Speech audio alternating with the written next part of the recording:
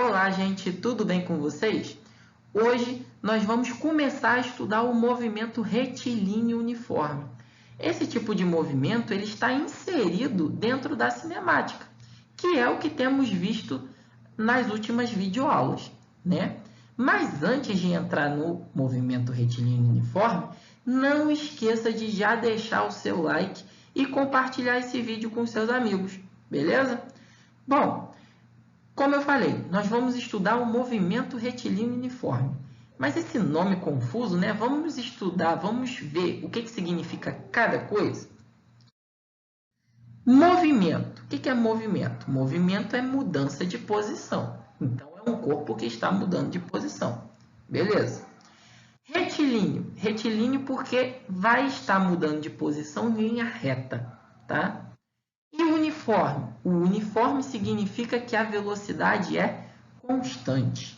Então, o movimento retilíneo uniforme é um movimento em linha reta com velocidade constante. Ou seja, a velocidade não muda, ela não varia, beleza? E o que isso significa? Significa que eu tenho um movimento muito bem definido. E esse movimento ser bem definido significa o quê? Que em tempos iguais eu vou ter deslocamentos iguais. Tá? Então, por exemplo, vamos supor que eu tenho um automóvel se movimentando a 2 metros por segundo.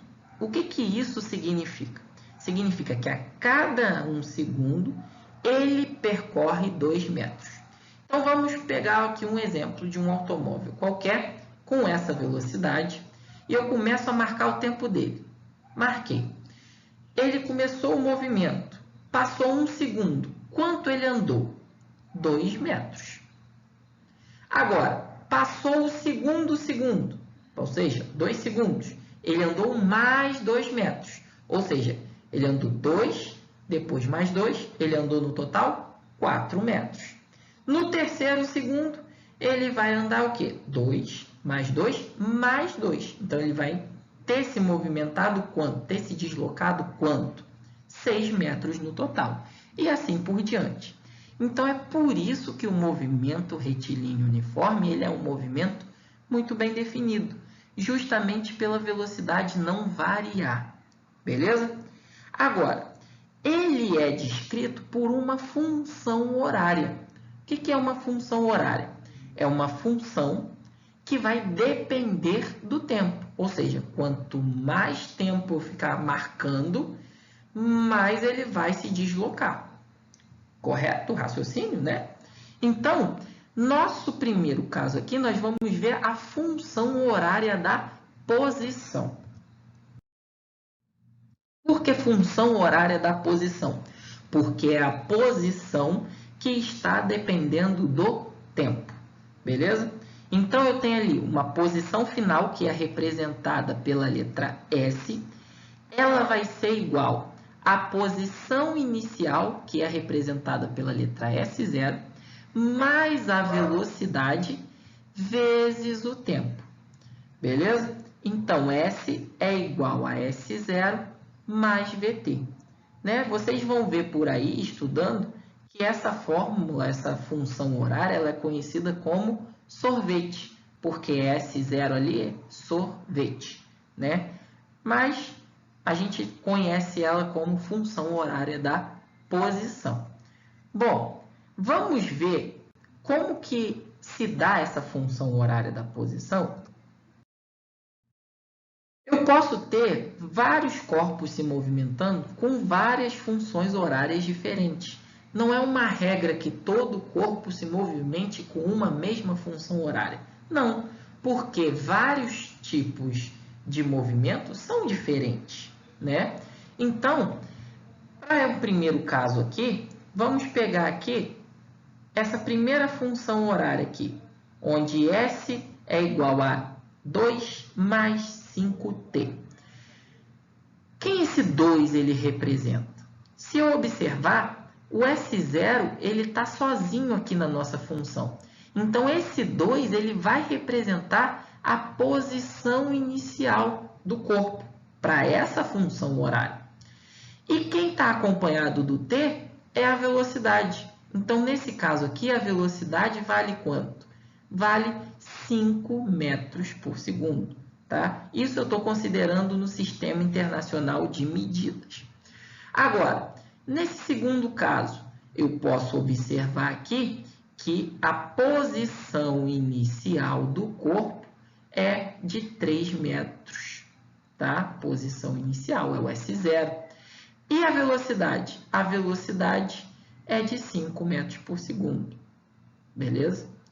E no terceiro caso aqui, nós temos que a posição inicial vale menos 5 e a velocidade, perdão, equivale a menos 2 metros por segundo. Por que que isso é importante, gente? Esse sinal, lembrando da nossa aula passada, o sinal da velocidade é importante porque ele vai classificar o movimento, se ele é progressivo ou retrógrado.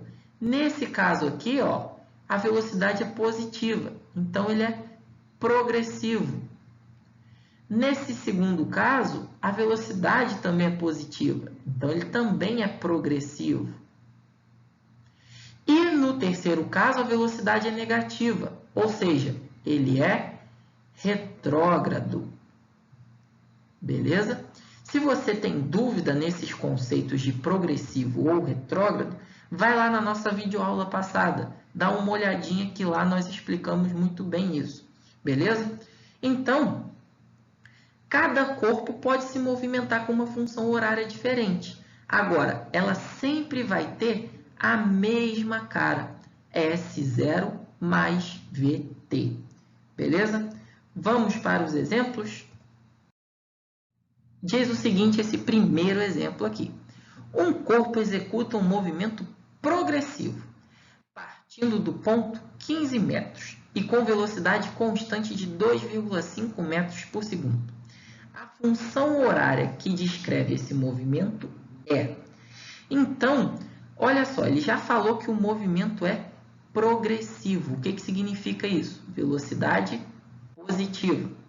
Então, a gente sabe que S é igual a S0 mais VT. Então, se eu observar aqui, a minha função horária vai ser S igual. Quem é a minha posição inicial? Ele diz aqui, ó, o corpo parte do ponto 15 metros. Então, S0 vale 15. Se o movimento é progressivo, o sinal é positivo.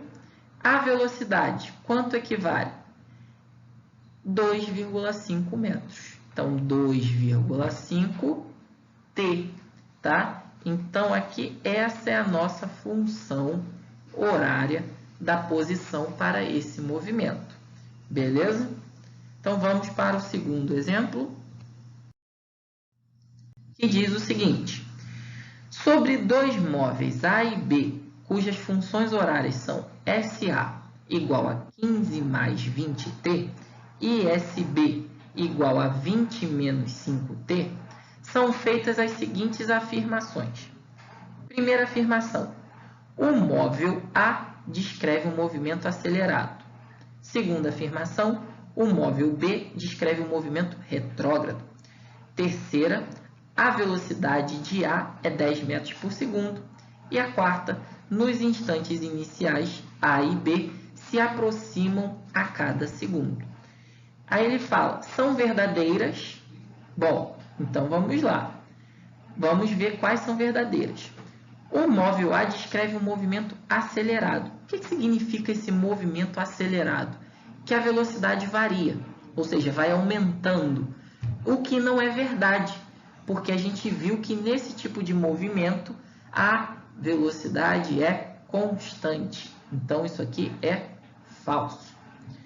2. O móvel B descreve um movimento retrógrado. Vamos olhar aqui para a função do móvel 2. Diz que SB é igual a 20 menos 5T. Olha aqui quem é a velocidade, menos 5T. O que isso significa? Significa que ele está indo no sentido contrário ao que eu adotei como positivo. Ou seja, significa que esse movimento é retrógrado. E então isso é verdadeiro. Terceiro, a velocidade de A é 10 metros por segundo. Olha aqui, SA igual a 15 mais 20T. Observe que esse 20 aqui está acompanhado do T. Então, ele é a velocidade do corpo A. Então, qual é a velocidade do corpo A? 20 metros por segundo.